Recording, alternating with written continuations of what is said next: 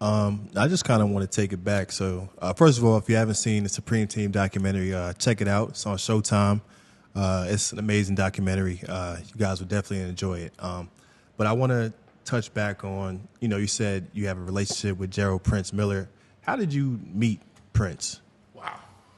How did I meet Prince? That's a good question, son. Well, I got to go back to my brother, Ronnie Johnson. I met Supreme McGriff through my brother, Ronnie. He went to school with my brother, Kevin, but Supreme looked up to my brother, Ronnie, because my brother was older. So one day, my brother calls me. My brother Ronnie, he calls me. He said, man, come down to Baisley. Now, I always heard about Prince, but I didn't know him. He said, come down to Baisley. Supreme want to meet you. So I'm like, wait a minute, fucking Supreme. I'm like, hey. Hold up, He said, man, come on down, So I came down, and Supreme was standing in front of his mother's house. And Black Just, may he rest in peace. So he was like, hey, man, what's going on? I said, ain't nothing. He said, yeah, man, I heard a lot about you. So I said, yeah, I hope it's good. He said, yeah, So he said, listen, man, if you need some help, you come around if, you need some help or something, I'll look out for you. So I'm like, saying to myself, wow, like, dude want to help me? Like, you know what I mean? So that was it. So he went to prison, and his nephew came home. He was in prison, so he came home. So one day I'm walking through the projects, and he says, yo, Pete, come here for a minute. So I'm like, now this time I'm in the street. Now, I'm not gonna cut no corners. You told me to give it up, give it up. I have my own crew. He said, we talk to you for a minute. We talking, whatever, blah, blah, blah. One thing led to another, and we just became real good friends, I think because he respected me and I respected him. As men, we respected each other. I respected him, and he respected me. And he told me one day, he said, you know what? Your guys, they love you. They don't have to give you money. And you don't have to give them money. They love you for who you are. So I was like, I'm looking at him, I'm like, wow, okay. I said, all right. And he said, I wish I had friends like that didn't look at me just for money. Your guys really respect you. They love you. I said, yeah, those guys come up under me. So as time went on, he went his way, I went my way. I'm hearing things and seeing things, and again, just the street talk. So you hear things. So I started working on film through his uncle. His uncle had the Black Gangsters, whatever. He was working with Donald Goins, and I was working on both sides of the game, the Ron Johnson story. So his uncle, we were supposed to come together, because like I said, I already was working on it. So me and his uncle was supposed to come together, but it never happened. So Preem went back to prison. And then Prince was home. And I don't know what year it was, I forgot, but he goes back to prison. Prince goes back to prison. He gets a bunch of time.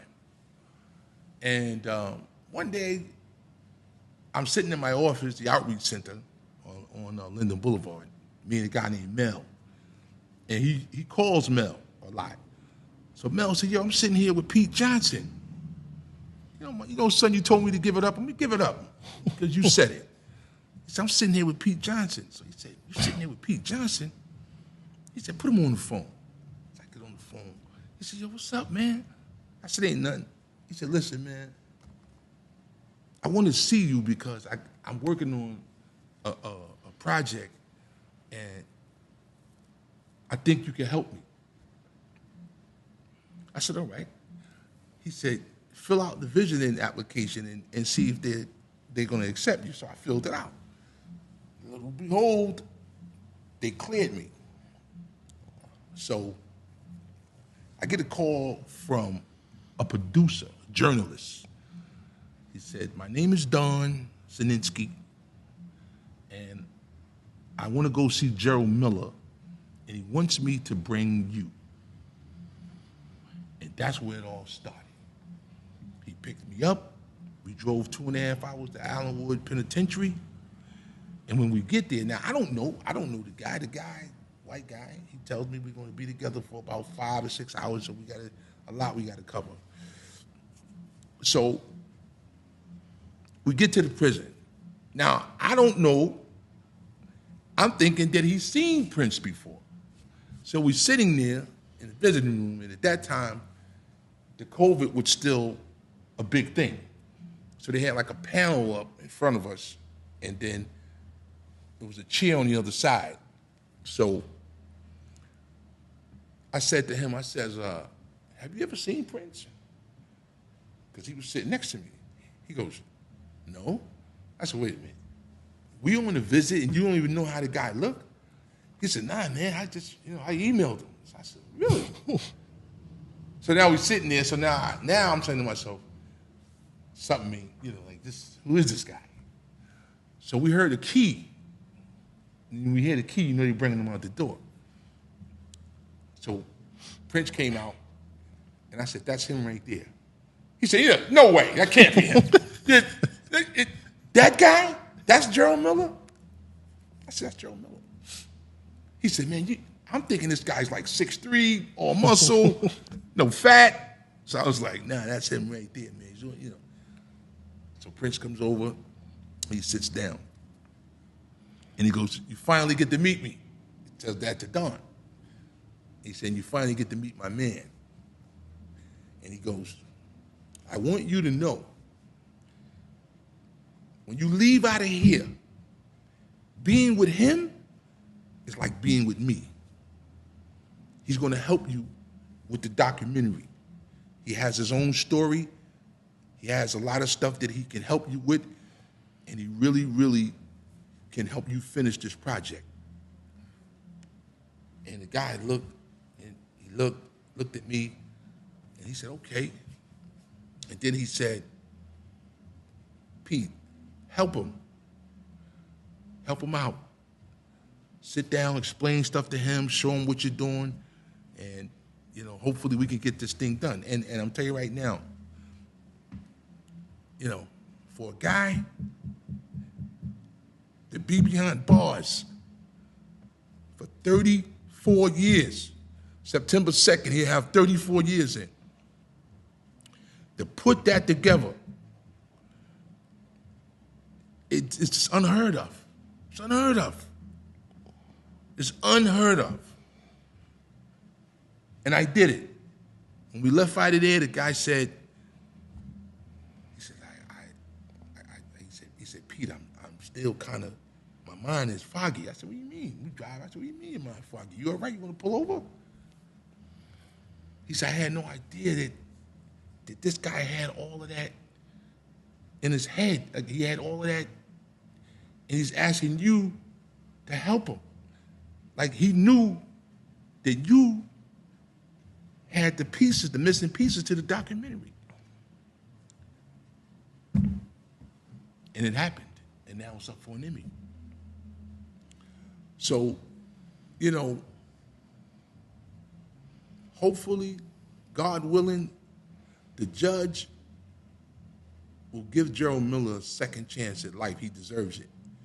He really deserves it. I don't know nobody, and son, you can help me out. You're young, and I don't know nobody that was behind the wall and had a documentary done about himself and his experience and what he went through in life. And it makes it to the Tribeca Film Festival. That's one, Robert De Niro, and then gets nominated for an Emmy. I don't know. Help me out here. Nah, can't think of it. I don't know. But before I move on, the creator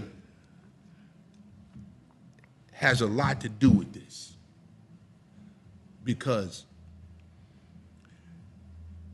I'm a person. I'm a spiritual guy, and I know that, wait a minute. All this time I was trying to work on the documentary, and the creator seen this. He seen what Prince was trying to do, and he seen what I was trying to do, and he put us together. So, if that answers your question of how I met him, and that's it. That's how it happened.